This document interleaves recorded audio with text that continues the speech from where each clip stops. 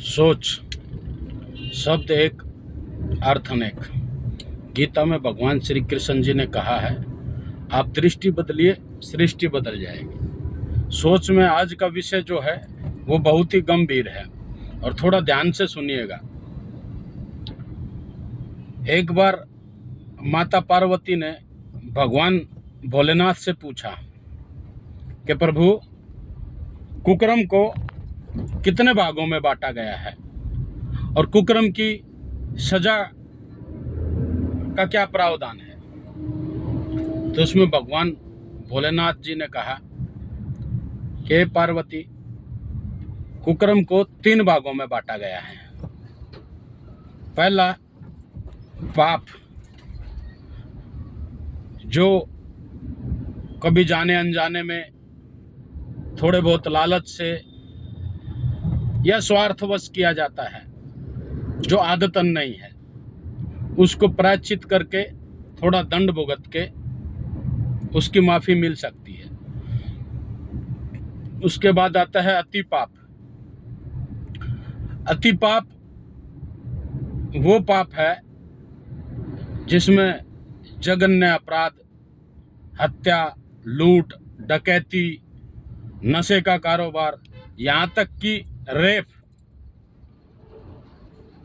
भी कड़ी सजा भुगतकर और दंड भुगतने के बाद एक बार के लिए उसको माफ किया जा सकता है। लेकिन तीसरा जो है महापाप, जिसकी कभी कोई क्षमा नहीं है, उसकी कोई माफी नहीं है, वो कदापि माफ करने लायक नहीं है। तो इस पर माँ पार्वती जी ने कहा कि हे भोलेनाथ, रावण ने तो अपहरण किया था, उसने तो रेप भी नहीं किया, तो उसका पाप महापाप में कैसे गिना गया? उसको तो अति पाप में गिनना चाहिए। तब भोलेनाथ जी थोड़ा सा क्रोधित वाणी में बोले कि पार्वती, मैं रावण को माफ कर देता अगर उसने रावण बन के सीता का हरण किया होता। उसने जो कृत्य किया है, जो साधु बनकर सीता जी का हरण किया है, उसका असर सदियों तक साधुओं के साधुत्व पे, समाज पे और आने वाली जनरेशन को देर तक असर डालेगा।